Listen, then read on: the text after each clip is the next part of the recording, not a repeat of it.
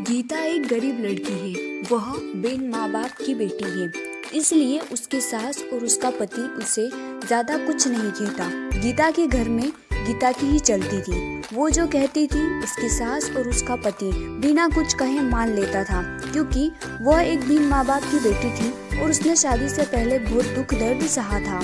गीता घर का कोई काम नहीं करती थी। उसके घर का सारा काम उसका पति और उसकी सास करती थी और कुछ काम उसकी बेटी भी करती थी। गीता तो रोज अपना पर्स लेकर बाहर घूमने चली जाती थी। गीता को कोई कहता भी नहीं था कि वह इस तरह रोज बाहर न जाए या घर का काम करे। घर का काम उसका पति और उसकी सास कर लेती थी। लेकिन एक दिन उसके पति को उसकी सास ने कहा कि बेटा, गीता को ना रोको टोको तो उसको समझाओ कि इस तरह रोज बाहर जाना सही नहीं होगा। हाँ, वो बाहर जा सकती है, पर वो अगर कभी कभार जाए तो ठीक है, लेकिन अगर वो इस तरह रोज बाहर जाएगी तो हमारे समाज के लोग क्या कहेंगे। ये सब सुन के गीता का पति बहुत परेशान रहने लगा। उसे समझ ही नहीं आता था कि वो करे तो क्या करे। अगर वो गीता को कुछ कहता था तो गीता नाराज हो जाती। उसे समझ ही नहीं आता कि वो करे तो क्या करे। वो गीता को कुछ ज्यादा बोल भी नहीं सकता था और वो ना ही माँ की बात टाल सकता था।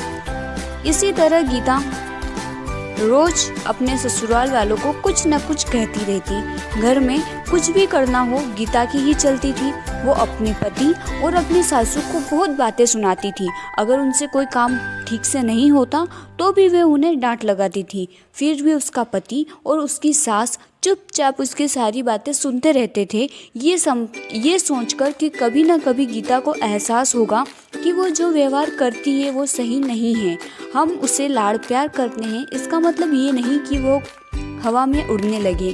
पर यह बात कभी उसके ससुर ने और उसके पति ने उसके मुंह पर नहीं कही। उन्हें सिर्फ इसी बात का विश्वास था कि कभी न कभी उसे इस चीज का एहसास होगा। एक दिन ऐसे ही गीता अपनी सहेली रश्मि से मिलने जाती है। वो दोनों काफी दिनों के बाद मिलती है।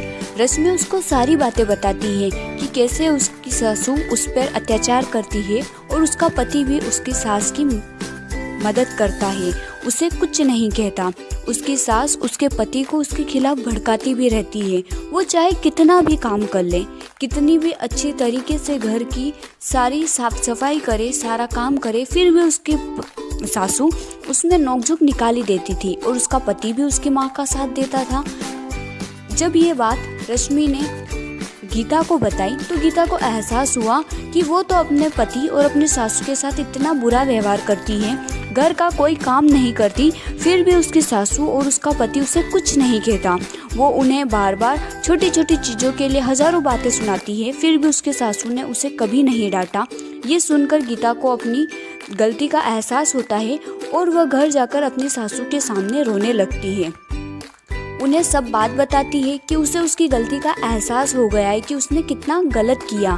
तब उसकी सास उसे कहती है कि बेटा रो मत, हमें विश्वास था कि तुम्हें एक न एक दिन अपनी गलती का एहसास होगा और तुमने गलती चाहे कैसी भी की हो, लेकिन तुम्हें अपनी गलती का एहसास हो गया, बस यही बड़ी बात है।